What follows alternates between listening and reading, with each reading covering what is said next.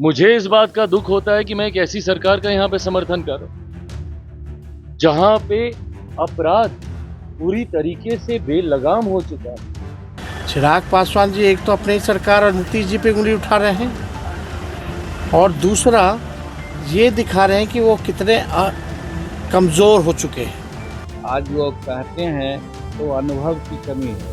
उनको सोचना चाहिए कि पहले क्या था और आज क्या था। पनोरमा ग्रुप, जो सोचता है वो करता है। नमस्कार, आप देख रहे हैं न्यूज हाट। मैं हूं आपके साथ रितेश शर्मा। बिहार में विधानसभा चुनाव से पहले राजनीतिक गलियारों में कानून व्यवस्था बड़ा मुद्दा बनकर उभरा है। खुद केंद्रीय मंत्री चिराग पासवान ने नीतीश सरकार की निंदा कर दी है, जिस पर बवाल भी मच गया है। दरअसल चिराग पासवान ने फिर से बिहार में अपने एनडीए सरकार पर ही सवाल उठा दिए हैं। उन्होंने बिहार पुलिस और प्रशासन को निकम्मा बताया है। चिराग ने कहा है कि दुख होता है कि ऐसी सरकार को समर्थन कर रहा हूं जहां अपराध बेलगाम है। गया में हुए महिला अभ्यर्थी के साथ दुष्कर्म पर चिराग पासवान का गुस्सा फूट पड़ा। उन्होंने पुलिस प्रशासन को निकम्मा बता दिया है। साथ ही एसआईआर पर चिराग ने राजद और कांग्रेस पर भी हमला बोला। उन्होंने कहा है कि ये लोग चुनाव में अपने हार को देखकर डर चुके हैं, इसलिए चुनाव का बहिष्कार करने की बात कर रहे हैं। देश की सबसे पुरानी पार्टी कांग्रेस और बिहार की पुरानी पार्टी राजद है। हिम्मत हो तो करके दिखाएं चुनाव का बहिष्कार। इन पार्टियों में अकेले लड़ने की हिम्मत तक नहीं है। मैंने तो 2020 में अकेले चुनाव लड़ा था। बिहार में एक भी घुसपैठिया वोटिंग का हिस्सा नहीं होना चाहिए। चिराग ने कहा है कि चुनाव आयोग बिहार में वोटर लिस्ट की शुद्धता सुनिश्चित करने का काम कर रहा है, ताकि केवल सही मतदाता ही सूची में रहें। विपक्ष इस प्रक्रिया का विरोध कर जनता को भ्रमित करने की कोशिश कर रहा है। उन्होंने आरोप लगाया है कि विपक्ष को सत्ता का लालच इस कदर है कि वे कभी चुनाव का बहिष्कार नहीं करेंगे। चिराग ने इंडिया गठबंधन पर तंज कसते हुए कहा है कि ये भानुमति का कुनबा बन चुका है, जिसका कोई स्पष्ट एजेंडा नहीं है। अब इस बयान ने सियासी हलकों में भूचाल ला दिया है। चिराग के सियासी मंसूबों पर अब सवाल भी उठने लगे हैं कि क्या ये चुनावी पैंतरा है या सचमुच गठबंधन में पड़ी दरार का पहला संकेत है। तो सबसे पहले आप चिराग पासवान का वो बयान सुनिए। देखिए, एक के बाद एक जिस तरीके से बिहार में आपराधिक घटनाओं की एक श्रृंखला सी बन गई है और प्रशासन पूरी तरीके से नतमस्तक दिख रहा है अपराधियों के सामने। बिहार में जिस तरीके से हत्या, अपहरण, लूटमार, डकैती, बलात्कार एक के बाद ऐसी श्रृंखला बन गई है और अब तो ऐसा लग रहा है जैसे प्रशासन पूरी तरीके से नाकामयाब है इन घटनाओं को रोकने के लिए। आज अगर इस तरीके की बातें भी कही जाती हैं कि चुनाव के कारण ऐसी गतिविधियों को असामाजिक तत्व अंजाम दे रहे हैं, अगर चुनाव भी एक कारण, और मैं भी मानता हूं कहीं ना कहीं कि संभवतः चुनाव भी एक कारण है, सरकार को बदनाम करने की साजिश के साथ संभवतः इन घटनाओं को अंजाम दिया जा रहा है, पर तब भी जिम्मेदारी तो प्रशासन की ही है ना इसको नियंत्रित करने की। मुझे इस बात का दुख होता है कि मैं एक ऐसी सरकार का यहाँ पे समर्थन कर रहा हूँ जहाँ पे अपराध पूरी तरीके से बेलगाम हो चुका है। करने की बिहार में चुनाव बहिष्कार करने के बाद तेजस्वी यादव कह रहे हैं कि हम लोग बॉयकॉट कर सकते हैं आने वाले। मैं तो कहता हूँ भैया करके दिखा दें। एक बार चुनाव का बहिष्कार ये लोग करके दिखा दें अगर हिम्मत है। भाई ये तो वो राजनीतिक दल हैं जिनमें अकेले चुनाव लड़ने तक की हिम्मत नहीं है, बहिष्कार तो क्या करेंगे। राष्ट्रीय जनता दल, बिहार की पुरानी पार्टी जो 15 साल तक सत्ता में रही, आज हिम्मत नहीं है इन लोगों की अकेले चुनाव लड़ने की। गठबंधन किससे? कांग्रेस जैसी पार्टी जो देश की सबसे पुरानी पार्टी है, कांग्रेस में हिम्मत नहीं है बिहार में अकेले चुनाव लड़ने की।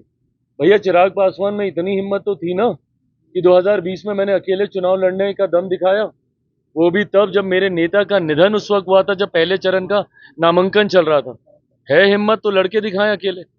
तो जो अकेले चुनाव नहीं लड़ सकता वो चुनाव का बहिष्कार क्या करेगा। तो बिहार में एसआईआर को लेकर सियासी घमासान के बीच नेता प्रतिपक्ष तेजस्वी यादव के चुनाव बहिष्कार वाले बयान पर चिराग पासवान ने पलटवार कर तेजस्वी को ही चुनौती दे दी है। उन्होंने कह दिया है कि तेजस्वी यादव विपक्ष में रहकर अगर हिम्मत है तो चुनाव बहिष्कार करके दिखा दे। तो चिराग ने साफ कहा है कि बिहार में अपराध बेलगाम है, न्याय का बोलबाला नहीं, अपराधियों का जलजला है। उनके इस बयान पर सबसे तीखी प्रतिक्रिया आई है राजद नेता तेजस्वी यादव की ओर से। चिराग के बयान पर तेजस्वी यादव ने तंज कसा है और कहा है कि बिहार में लॉ एंड ऑर्डर नहीं, अब क्रिमिनल डिसऑर्डर है। अपराधी अब विजय और सम्राट कहलाते हैं और जो चिराग पासवान आज सवाल उठा रहे हैं वो भी उसी सरकार का हिस्सा हैं जिसकी नीतियों ने बिहार को इस दलदल में धकेला है। उन्होंने कहा है कि अब कानून व्यवस्था नहीं बल्कि पूरी तरह से आपराधिक व्यवस्था है और चिराग पासवान ये मुद्दा उठा रहे हैं, वो भी सरकार का हिस्सा हैं। आप केंद्रीय मंत्री हैं, बेहद ताकतवर हैं और आपकी पार्टी के 5 सांसद भी हैं, फिर भी आप खुद को इतना कमजोर क्यों समझते हैं? चिराग पासवान न सिर्फ अपनी ही सरकार और नीतीश कुमार पर उंगली उठा रहे हैं बल्कि ये भी दिखा रहे हैं कि वो कितने शक्तिहीन हो गए हैं। और चिराग पासवान जी ये उठा रहे हैं, मुद्दा उठा रहे हैं, वो भी तो सरकार का ही अंग है। और आप तो केंद्र मंत्री इतने ताकतवर हैं, आपके तो 5-5 MP हैं, तब आप अपने आप को इतना कमज़ोर क्यों समझ रहे हैं? चिराग पासवान जी एक तो अपनी सरकार और नीतीश जी पे उंगली उठा रहे हैं और दूसरा ये दिखा रहे हैं कि वो कितने कमज़ोर हो चुके हैं। अरे आपको लगता है कि अपराध बिहार में इतना बढ़ गया है, बलात्कार हो रहा है, बिहार में इतना भ्रष्टाचार बढ़ गया है, तब भी आप उसी गठबंधन में क्यों हैं? क्योंकि आपको कुर्सी से प्यार है और आप इतने कमज़ोर हो चुके हैं कि आप सरकार में रह के भी कुछ नहीं कर सकते। You are the part of the government, whether in state और in union, you are the union minister. तो आरजेडी ने सोशल मीडिया अकाउंट एक्स पर भी लिखा है कि चिराग पासवान भूल जाते हैं कि वो सत्ता का हिस्सा है, स्वयं को हनुमान बताकर सत्ता का रसा स्वादन तो कर रहे हैं, पर जब जनता के सामने जाकर 20 सालों से बिहार की हो रही दुर्गति की जिम्मेदारी लेने की बारी आई तो अपना पल्ला झाड़ रहे हैं। तो तेजस्वी यादव ने साफ शब्दों में कह दिया है कि अपराध इतना बढ़ा है बिहार में कि अपराधी विजय और सम्राट हो गए हैं। चिराग पासवान भी तो सरकार का अंग है। चिराग पहले तो अपनी ही सरकार और नीतीश कुमार पर उंगली उठा रहे हैं और दूसरी तरफ ये दिखा रहे हैं कि वे कितना कमजोर हो चुके हैं। इसके साथ ही तेजस्वी यादव ने यह भी लिखा है कि प्यारे बंधुओं और आदरणीय प्रधानमंत्री नरेंद्र मोदी जी, गया में होमगार्ड की बहाली में भाग लेने आई एक बेटी बेहोश होकर गिरी और उसी बेहोशी की हालत में प्रशासन द्वारा बुलाई गई एम्बुलेंस में ही उसके साथ गैंगरेप किया गया है। बिहार में इसे आप राक्षस राज कहेंगे, अपराधियों द्वारा संरक्षित दुराचारी राज कहेंगे, महाजंगल राज कहेंगे अथवा मोदी नीतीश का कुशासन कहेंगे। मोदी नीतीश के दैत्य राज में प्रतिदिन माताओं, बहनों, बेटियों और मासूमों की अस्मिता को ऐसे ही लूटा जा रहा है, लेकिन मजाल है कि कोई मंत्री और उप मुख्यमंत्री अपराध, बलात्कार और भ्रष्टाचार की अनियंत्रित घटनाओं पर अपनी जुबान हिला सके। तो मुख्यमंत्री नीतीश कुमार और उनके 2 कथित डिप्टी की ज्वलंत मुद्दों पर चुप्पी आपराधिक है। अगर ऐसी घटनाओं पर भी पूर्वाग्रह से ग्रस्त कथित प्रबुद्ध और न्याय प्रिय लोगों का खून नहीं खौलता तो समझो ऐसे लोग अव्वल दर्जे के घोर जातिवादी और पक्षपाती लोग हैं। तो बता दें कि चिराग पासवान के बयान पर अब जीतन राम मांझी ने भी बड़ा हमला कर दिया है। कहा है कि चिराग की राजनीतिक जो है बहुत छोटी है, उनके पिता की राजनीति बड़ी थी। चिराग पासवान बहुत कम दिनों से राजनीति कर रहे हैं। बिहार में लॉ एंड ऑर्डर की स्थिति इतनी सोचने लायक नहीं थी जितना 2005 के पहले था। तो चिराग पासवान को अनुभव की कमी है। बिहार में लॉ एंड ऑर्डर की स्थिति को ठीक करने का काम किया गया है। पहले क्राइम होने के बाद क्रिमिनल्स मुख्यमंत्री आवास जाते थे। चिराग पासवान को यह भी जानना चाहिए कि पहले समझौता करके क्रिमिनल के साथ उसे छोड़ दिया जाता था, अब वो स्थिति नहीं रही। 2020 के विधानसभा चुनाव के समय भी चिराग पासवान ऐसा कवायद कर चुके हैं। जब एनडीए की बैठक हो तब बोले ये बात चिराग। तो चिराग पासवान के बयान पर जो बोला था उन्होंने कि पहले क्या होता था, पर मांझी ने कहा है कि वो देखे नहीं अभी तक वो काल। चिराग जी की राजनीतिक जीवन बहुत थोड़ा है, लंबा राजनीतिक जीवन उनके पिताजी का था। तो जो देखा है 40 वर्ष से 45 वर्ष से कि बिहार में क्या हो रहा है, वो तुलना कर सकता है कि पहले क्या हो रहा था और आज क्या हो रहा है। तो जो जन्मता है आदमी और बरसात होती है तो लगता है कि वो समुद्र आ गया। तो उसी प्रकार से चिराग जी पूरे दिन से राजनीति कर रहे हैं।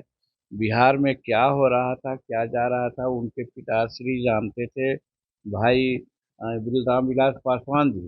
तो हम 44 वर्ष से राजनीति में हैं, हम भी बहुत उठापचक देखा है। बिहार की जो स्थिति है लॉ एंड ऑर्डर की, उतनी सोचने की बात नहीं है जितना 2005 के पहले की राजनीति में देखा जाता था। आज वो कहते हैं तो अनुभव की कमी है। उनको सोचना चाहिए कि पहले क्या था, आज क्या था। आज बहुत पहले स्थिति खराब थी, उसको ठीक करने का प्रयास किया गया है विकास का काम करके और शांति व्यवस्था करने के बाद। और एक चीज़ और आपने देखा होगा कि एक बात पहले होती थी कि क्राइम होता था तो क्राइम होने के बाद क्रिमिनल लोग एक अन्य मार्ग में जाते थे और तत्कालीन मुख्यमंत्री और क्रिमिनल से बात होती थी और जो विक्टिम होता था उसको बुलाया जाता था, समझौता कराया जाता था पैसा ले दे करके।